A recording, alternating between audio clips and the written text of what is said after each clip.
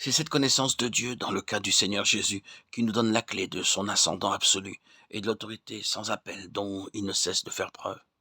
Les représentants les plus attitrés d'Israël le poursuivent de leur jalousie ou de leur curiosité. Et en définitive, c'est une question de connaissance qui précipitera le dénouement. Tu es le docteur d'Israël et tu ne sais pas ces choses.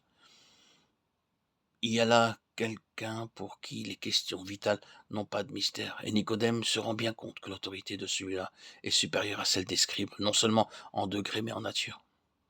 Vers la fin de cet évangile, qui fait une place si grande précisément à cette question-là, le mot connaître apparaît quelques 55 fois dans l'évangile de Jean. Notre Seigneur fait cette déclaration: la vie éternelle, c'est qu'ils te connaissent, toi, le seul vrai Dieu, et celui que tu as envoyé, Jésus-Christ. Jean 17, 3. Ce qui ne veut pas dire simplement que la vie éternelle est donnée sur la base de cette connaissance. La vie peut exister bien que la connaissance soit très restreinte, mais la vie, dans sa plénitude, dépend étroitement de cette connaissance. Croître dans sa connaissance aura toujours pour effet un accroissement correspondant de sa vie en nous. Il y a une action réciproque de l'une sur l'autre. La connaissance engendre la vie et la vie développe la connaissance. Puis donc que c'est le Seigneur Jésus lui-même qui représente en tant qu'homme l'homme tel que Dieu le veut, nous sommes bien préparés à faire un pas de plus. Nous comprendrons sans peine, maintenant que toutes les voies de Dieu envers nous sont dominées de son côté par cette préoccupation constante, que nous apprenions à connaître notre Seigneur. Examiner rétrospectivement à cette lumière-là toutes nos expériences s'éclairent.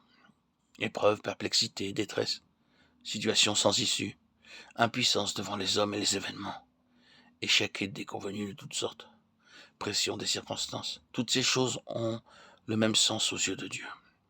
Le creuset a toujours pour notre esprit un but de purification, c'est vrai.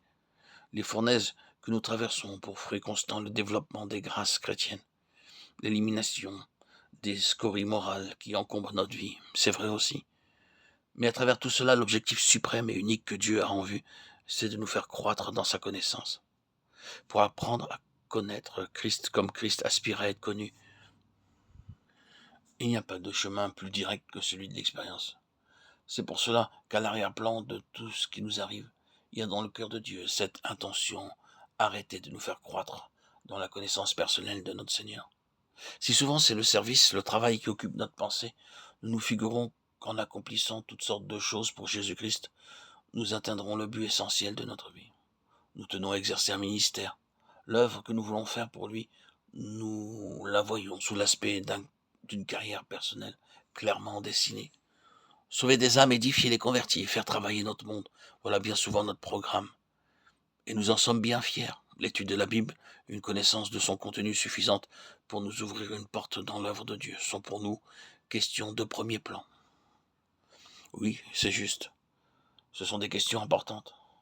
Mais il en est une qui les surpasse toutes et à laquelle Dieu attache plus de prix qu'à toutes les autres ensemble. C'est notre connaissance de Christ et le développement de nos relations personnelles avec lui.